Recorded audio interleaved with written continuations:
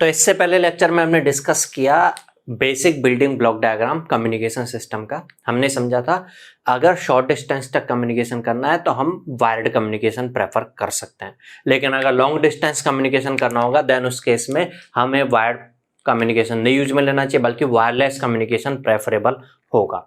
और wireless communication के लिए एक्स्ट्रा जो ब्लॉक लग जाता था हमारे ट्रांसमीटर साइड में, वो लगता था मॉड्यूलेटर। मॉड्यूलेशन प्रोसेस करता है। Modulation is the translation from a low frequency signal to a high frequency signal. Hello everybody, I S Vashishtha welcome you all on this platform of G centric. इस lecture में अब हम discuss करने वाले हैं कि जो वो मॉड्यूलेटर है जिससे मॉड्यूलेशन प्रोसेस हो रहा है, उससे इतना प्यार क्यों हो गया हमें कि हमने एक अलग से सिस्टम बना दिया और उसके लिए एक सब्जेक्ट बन गया पूरा कम्युनिकेशन सिस्टम। पूरा कम्युनिकेशन सिस्टम इसी मॉड्यूलेशन पर बेस्ड है। तो एडवांटेजेस ऑफ मॉड्यूलेशन क्या है वो डिस्कस करने वाले हैं इस लेक्चर में। चलिए, मॉड्यूलेशन हमने समझा था मॉड्यूलेटर से अगर लो फ्रीक्वेंसी मैसेज सिग्नल है तो मैं मैसेज सिग्नल जो है उसके फ्रीक्वेंसी कंपोनेंट्स की अगर बात करूं तो जनरली लो फ्रीक्वेंसी पर होंगे, जीरो के आसपास में फ्रीक्वेंसी कंपोनेंट्स होंगे। मैं मान रहा हूं हाईएस्ट फ्रीक्वेंसी FH तक के कंपोनेंट्स हैं। अच्छा, आगे जाके हम समझने वाले हैं कि जब हम फ्रीक्वेंसी डोमेन में रिप्रेजेंट करते हैं सिग्नल को तो उसको हम बोलते हैं स्पेक्ट्रम। क्या बोलते हैं हम? स्पेक्ट्रम।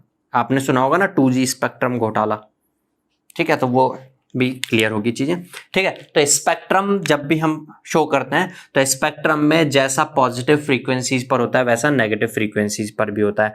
थोड़ा सा आपको सिग्नल्स एंड सिस्टम्स याद आ रहा होगा तो पता होगा कोई भी सिग्नल जो होता है उसका मैग्नीट्यूड स्पेक्ट्रम मतलब फ्रीक्वेंसी डोमेन में समझना, मैग्नीट्यूड स्पेक्ट्रम हमेशा इवन फंक्शन होता है। मैग्नीट्यूड स्पेक्ट्रम की बात कर रहे हैं, इवन फंक्शन है। इस साइड जैसा शेप दिख रहा होगा, नेगेटिव साइड में भी वैसा शेप दिख रहा होगा।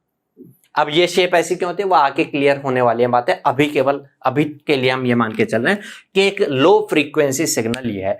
मॉड्यूलेटर जो होता है वो ऐसा होता है कि इस लो फ्रीक्वेंसी सिग्नल को ही ट्रांसलेट कर देगा, मींस सेम शेप के साथ रखेगा लेकिन किसी हाई फ्रीक्वेंसी पर ट्रांसलेट कर देगा। उसको हम कैरियर फ्रीक्वेंसी बोलते हैं, FC, ठीक है। अभी FC क्या चीज होती है ये भी आगे जाके समझ में आने वाली है हमें, ठीक है। तो जो जीरो पर था वो FC पर होगा, जो जीरो के अराउंड था वो FC के अराउंड होगा। तो जो जीरो से आगे जा रहा है वो FC से आगे जा रहा होगा, जो जीरो से FH आगे जा रहा है वो FC से FH आगे जाके FC प्लस FH होगा, और जो जीरो से पीछे जा रहा है वो FC से पीछे होगा। जो जीरो से माइनस FH पे जा रहा है वो FC से माइनस FH पर होगा। अभी मैंने बताया जब भी स्पेक्ट्रम की बात करते हैं तो जैसा पॉजिटिव में होता है वैसा ही सेम नेगेटिव में होगा।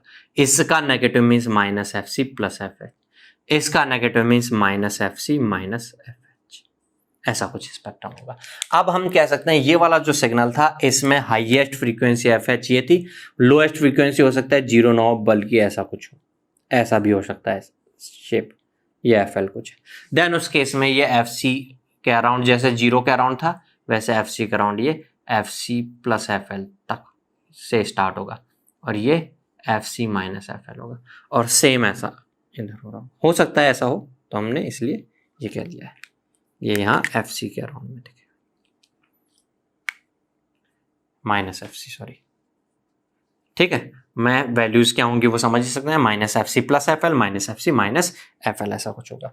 ये मॉड्यूलेशन प्रोसेस जो हो रही है ये इसके क्या एडवांटेजेस हैं, क्यों हम इतना प्रेफर कर रहे हैं मॉड्यूलेशन प्रोसेस को, ये समझते हैं। एक चीज तो हम पिछले लेक्चर में ही कवर कर चुके हैं, क्या कि अगर हम इस सिग्नल को वायरलेस ट्रांसमिशन करने के लिए मॉड्यूलेशन करना पड़ रहा है। अगर हम बिना मॉड्यूलेशन वायरलेस ट्रांसमिशन करने लगते हैं तो एंटेना यूज में लेते हैं। वायरलेस कम्युनिकेशन के लिए एंटेना की जरूरत पड़ेगी, तो जो एंटेना होगा उस एंटेना की साइज इसके फ्रीक्वेंसी कंपोनेंट्स के करस्पॉन्डिंग जो वेवलेंथ होता है लैम्बडा, उसका λ/2 होता है। अगर हम मॉड्यूलेशन नहीं करेंगे तो फ्रीक्वेंसी कंपोनेंट्स बहुत लोअर फ्रीक्वेंसीज पे, फ्रीक्वेंसी बहुत कम होगी तो λ=c/f, लैम्बडा बहुत ज्यादा होगा, तो λ/2 भी काफी ज्यादा होगा, λ/2 काफी ज्यादा होगा, तो इतनी साइज का प्रैक्टिकली फिजिबल नहीं होगा कि हम एंटेना यूज में ले पाए, ठीक है। तो फर्स्ट एडवांटेज हो गया, इससे फायदा क्या मिल गया हमें, प्रैक्टिकलेबिलिटी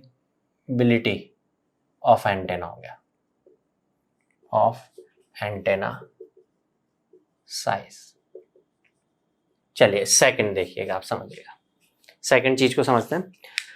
अगर मैं बिना मॉड्यूलेशन के साथ ट्रांसमिशन करना चाह रहा हूं, और मैं अगर प्रैक्टिकली इनफिजिबल साइज जो होती थी बहुत बड़ा एंटेना यूज में ले भी ले रहा हूं मैं, मान लो अगर हम बिना मॉड्यूलेशन के ट्रांसमिशन कर रहे होंगे, ये एक मैसेज ट्रांसमिट कर रहा हूं, ठीक है भाई, एयर के थ्रू ट्रांसमिट कर रहे होंगे, तो एयर में तो हो सकता है कि मैं मान लो किसी शहर में रहता हूं, ठीक है, मैं फॉर एग्जांपल दिल्ली में रहता हूं, तो दिल्ली में मैं अपने सिग्नल्स को ट्रांसमिट कर रहा हूँ, मेरे साथ और भी हजारों लाखों लोग रहते हैं, वो भी चाहेंगे कि अपने सिग्नल्स को ट्रांसमिट करें। या मैं अगर लोगों की बात छोड़ू, अगर मैं मोबाइल ऑपरेटिंग कंपनीज की बात करूं, तो वोडाफोन भी अपने सिग्नल्स ट्रांसमिट करना चाहेगा, एयरटेल भी अपने ट्रांसमिट करना चाहेगा, जियो भी ट्रांसमिट करना चाहेगा, सब ट्रांसमिट करना चाहेंगे। सभी एक्चुअल में ट्रांसमिट क्या करोगे, वॉइस सिग्नल्स को ट्रांसमिट करोगे जो लोअर फ्रीक्वेंसी पर होते हैं। तो मान लिए एक का वॉइस सिग्नल के कंपोनेंट्स ऐसे कुछ शेप के साथ हैं, FM1 माइनस FM1, दूसरे के कुछ ऐसे हैं माइनस FM2 FM2, तीसरा है कोई, उसका सिग्नल कंपोनेंट्स का शेप कुछ ऐसा है FM-3 प्लस FM3। अगर ये एक साथ ट्रांसमिट हो गए एक मीडियम में, तो सारे एडअप करके ट्रांसमिट होंगे। भाई एक साथ हैं तो एक दूसरे कंपोनेंट के साथ एडअप होंगे, और जब ये कंपोनेंट के साथ एडअप होंगे तो रिजल्ट पता नहीं क्या बन करके आएंगे, और फिर ये मिक्स हो जाएंगे, आप इनको अलग अलग नहीं कर सकते हैं। हम एक साथ मल्टीपल सिग्नल्स को ट्रांसमिट नहीं कर सकते सेम मीडियम में एट ए सेम टाइम, साइमल्टेनियसली नहीं ट्रांसमिट कर सकते हम सिंगल चैनल में। चैनल मतलब जहां जिसके थ्रू ट्रांसमिशन हो रहा है, सिंगल चैनल में सिंगल मीडियम में हम ट्रांसमिशन नहीं कर सकते। बट अगर मैं मॉड्यूलेशन कर लेता हूं, मैं इसको नहीं ट्रांसमिट करता बल्कि इसको मॉड्यूलेट करके ट्रांसमिट करता हूं किसी फ्रीक्वेंसी FC1 के अराउंड। मैं अब नेगेटिव साइड वाला नहीं लिख रहा हूं, समझते चलेगा, पॉजिटिव में जैसा है वैसा नेगेटिव में होता है। FC minus FM1 FC1 sorry plus minus FM1, ऐसे मैं इसको ट्रांसमिट कर देता हूं किसी दूसरी फ्रीक्वेंसी FC2 पर जो इससे काफी ज्यादा है, मान लो ये इसके अराउंड दिख रहा होगा, और मैं इसको ट्रांसमिट करता हूं किसी तीसरी कैरियर फ्रीक्वेंसी FC3। ये वैसे बहुत हाई है, ठीक है, दूर है काफी, मैं शो करने के लिए ऐसे बता रहा हूं, ऐसा कुछ शेप के साथ। अब मैं अगर एक साथ ट्रांसमिट भी करूंगा, सब ऐड होंगे, तो यह इसके कंपोनेंट इसके साथ अटैच नहीं हो रहे, इसके कंपोनेंट अलग रह रहे हैं, एक साथ अलग अलग फ्रीक्वेंसी डोमेन में ट्रांसमिट हो रहे हैं ना, इसी को हम बोलते हैं स्पेक्ट्रम। इसके लिए अलग है, इसके लिए स्पेक्ट्रम का जो बैंड है वो अलग है, इसके लिए जो बैंड ऑफ स्पेक्ट्रम है वो अलग है। 2G स्पेक्ट्रम घोटाला कुछ इसी से रिलेटेड है। अब तो खैर 4G चलने लग गया, उस जमाने में 2010 से पहले 2G चलता था, ठीक है। तो और ये जो स्पेक्ट्रम जो होता है ना, ये सारी गवर्नमेंट अथॉरिटी होती है, गवर्नमेंट को कुछ पैसा पे करना होता है, आप उससे एक स्पेक्ट्रम लीज पर लेते हो कि भाई मैं ले रहा हूं 15 मेगाहर्ट्ज से लेकर के और 16 मेगाहर्ट्ज तक का लीज पर ले रहा हूं, मैं इसमें अपना कम्युनिकेशन करूंगा, गवर्नमेंट आपको दे देती है कुछ चार्ज लेकर के। 2G स्पेक्ट्रम घोटाले में यही था कि औने पौने दामों के अंदर, नीचे से टेबल से तो काफी पैसा दिया होगा लेकिन वैसे कम पैसा लेकर के, और फिर स्पेक्ट्रम बांट दिया था गवर्नमेंट अथॉरिटीज ने। उसमें मतलब जो नेता वेता थे वो शामिल थे, उन्होंने अपने अथॉरिटी यूज में लेकर के ऐसा कर दिया था। ऐसा सुनने में आता है, हालांकि 2G स्पेक्ट्रम घोटाला का अभी तक कोई आरोपी कौन है ये पता नहीं चल पाया, नहीं हो पाया, कोई चार्जशीट एक्चुअलिटी चल ही रही है। चलो इस बारे में हमें बात करने से कोई मतलब नहीं है, यहां हम समझ रहे थे इस तरह से स्पेक्ट्रम डिवाइड हो जाता है, ठीक है, क्लियर बात है। अब ऐसा करने से क्या हो गया, हम एक साथ ये मैसेज नंबर 1, मैसेज नंबर 2 और मैसेज नंबर 3 एक ही चैनल पर ट्रांसमिट कर पा रहे हैं। किसी को मैसेज नंबर 1 में से मतलब है तो वो मैसेज नंबर 1 को इस स्पेक्ट्रम इस वाले फ्रीक्वेंसी बैंड से डिटेक्ट कर सकता है, मैसेज नंबर 2 से मतलब है तो इस वाले से, और मैसेज नंबर 3 से मतलब है तो इस वाले से डिटेक्ट कर सकता है। इस प्रोसेस को हम बोलते हैं मल्टीप्लेक्सिंग।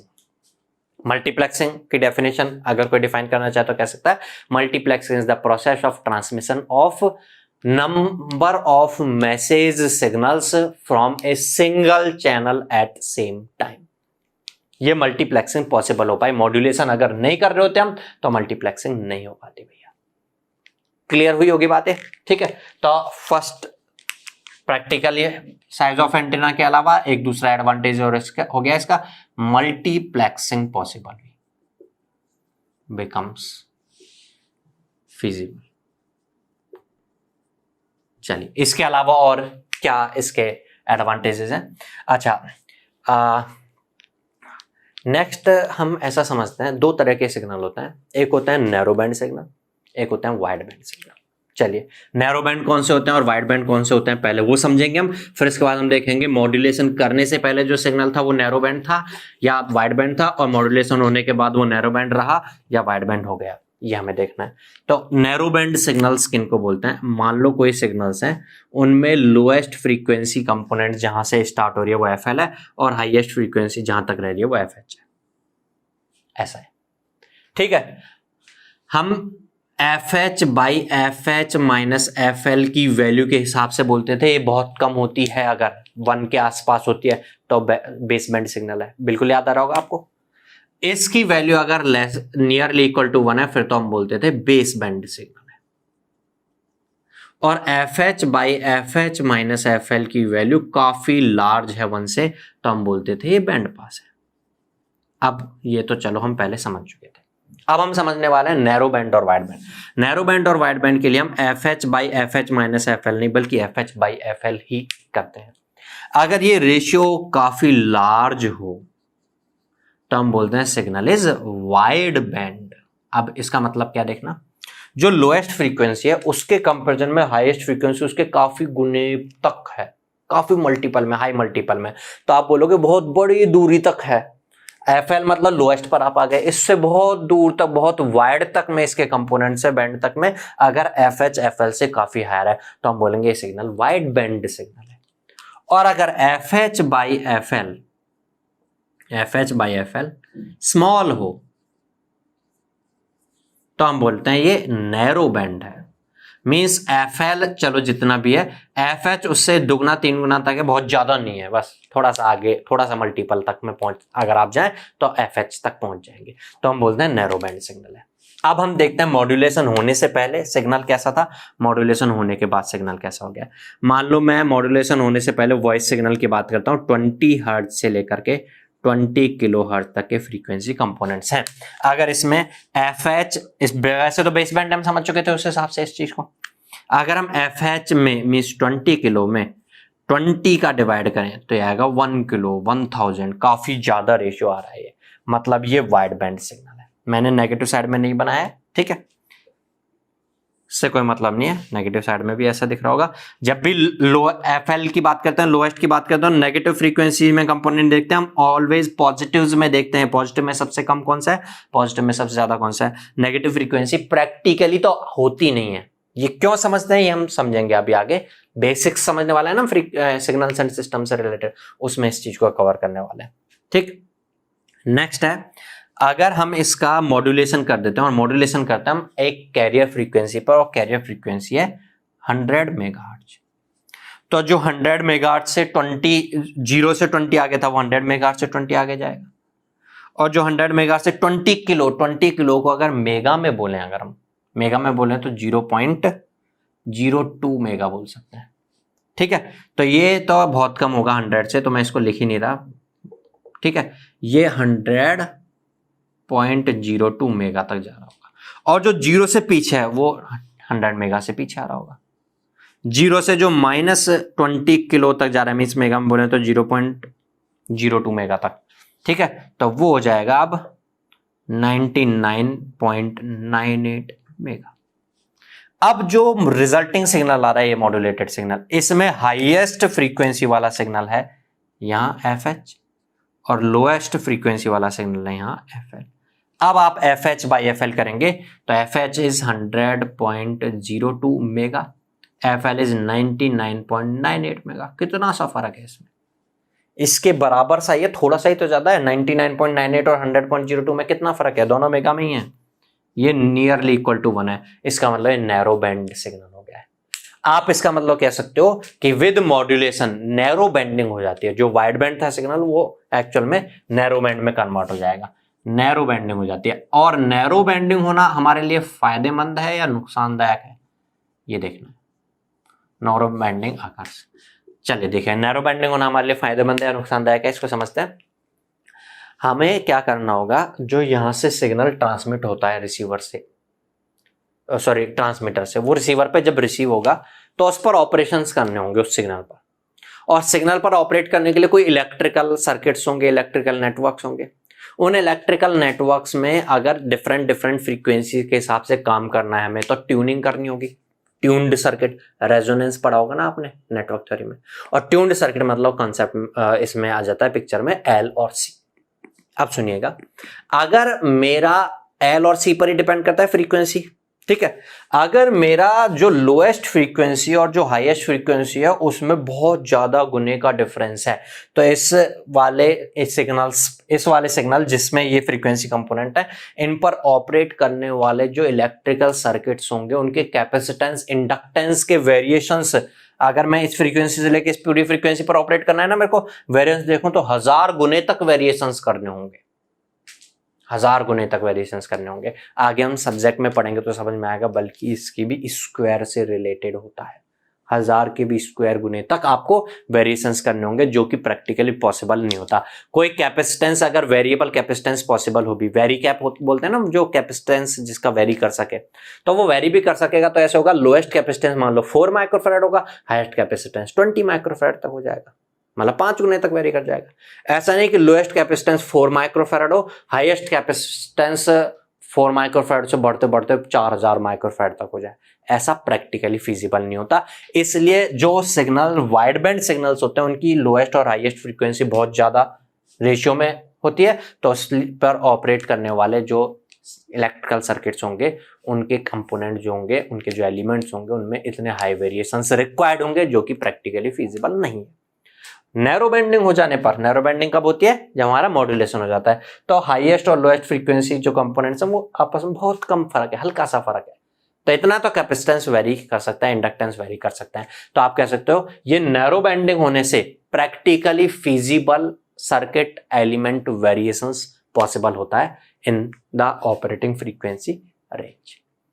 तो ये कुछ हमारी मॉड्यूलेशन की एडवांटेजेस थी। मॉड्यूलेशन करने से ये फायदे मिलेंगे हमें, और अब हम मॉड्यूलेशंस डिस्कस करेंगे तो ये सारी चीजें क्लियर होती चलेंगी।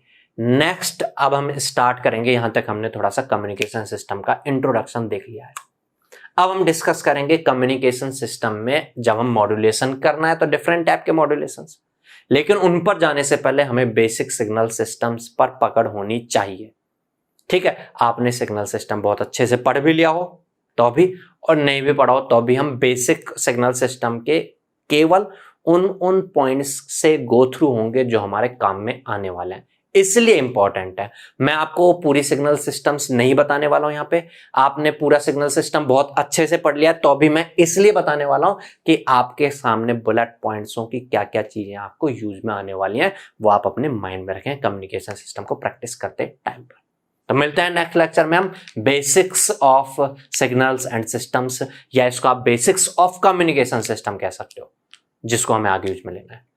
ठीक है, तो तब तक के लिए गुड बाय, थैंक यू।